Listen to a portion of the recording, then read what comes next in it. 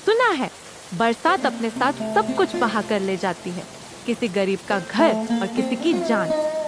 ये कहानी भी कुछ ऐसी ही है। बरसात ने एक गरीब का घर बहा दिया। बरसात हो रही है, बिजली कड़क रही है और मूसलाधार बारिश को 2 दिन हो चुके हैं। हमारी फसल का क्या हुआ होगा? हाँ, अगर ऐसे ही 2 दिन और बारिश हुई तो फसल पूरी तरह खराब हो जाएगी और हमारा गुजारा तो उसी खेत से होता है। माँ, बहुत भूख लगी है, कुछ खाने को दो। बस बेटा, बारिश रुक जाने दो, तुम्हारे पिताजी खेत से सब्जियां ले आएंगे।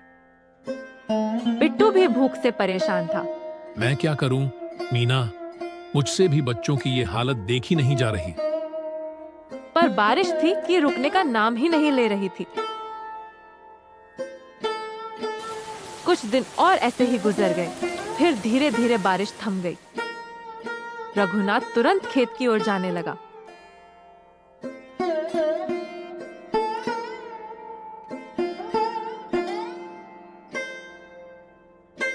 कहाँ जा रहे हो रघुनाथ? काका, मैं खेत देखने जा रहा हूँ।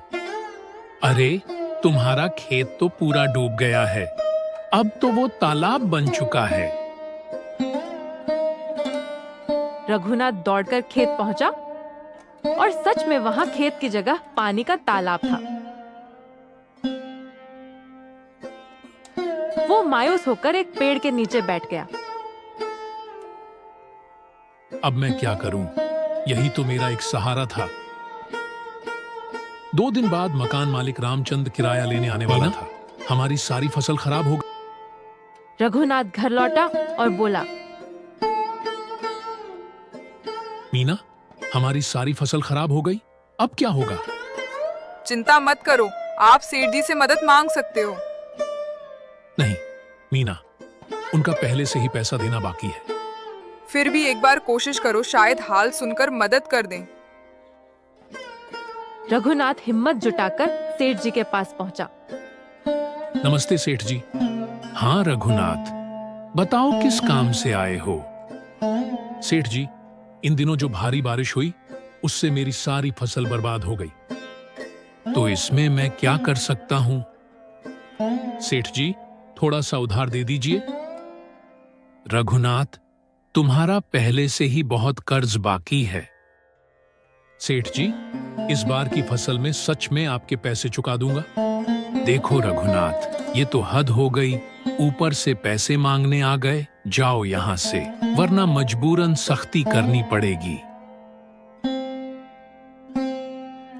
रघुनाथ भारी मन से घर लौट आया और बाहर बैठ गया। मैं कैसा पिता हूं जो अपने बच्चे का पेट भी नहीं भर सकता।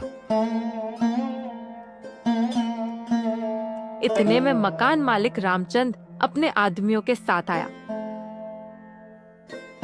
रघुनाथ, आज 10 तारीख हो गई है, किराया निकालो। रघुनाथ चुप रहा। क्या हुआ? पैसे दो। रामचंद, मुझे 2 दिन की मोहलत दे दो। सारी फसल खराब हो गई है, सब कुछ पानी में बह गया। मैंने पहले ही कहा था, एक दिन भी लेट हुए तो घर खाली करवा दूंगा। अरे भाइयों, इनका सामान बाहर निकालो। रामचंद, थोड़ा रहम करो, मेरा छोटा सा बच्चा है। अब रहम का जमाना नहीं रहा। रघुनाथ को घर से निकाल दिया गया। अब उनके पास न रहने की जगह थी, न खाने को कुछ। अब हम क्या करेंगे? मीना, अब पीछे मत देखो, जंगल की तरफ चलते हैं, शायद कहीं सहारा मिल जाए। जंगल में चलते चलते उन्हें एक टूटी फूटी झोपड़ी दिखी। देखो मीना, हम इसमें रह सकते हैं। सुनो, मैं शहर जाकर काम ढूंढता हूँ, बच्चों के लिए कुछ खाने को ले आऊंगा। हाँ, जल्दी आना, बच्चों को बहुत भूख लगी है।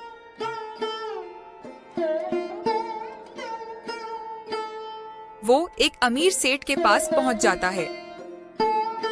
सेठ जी, क्या आप मुझे यहाँ काम दे सकते हैं? आप जितने पैसे देंगे मुझे मंजूर होगा। भाई, मेरे पास तो पहले ही काम नहीं है, तुम्हें कहां से रख लूं? मैं तो खुद काम ढूंढ रहा हूँ।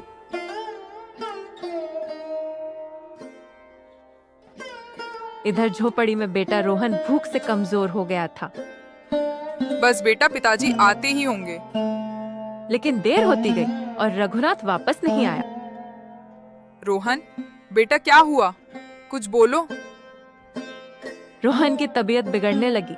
मीना उसे गोद में उठाकर गांव के डॉक्टर के पास ले गई। कुछ देर बाद रोहन की तबीयत सुधरने लगी।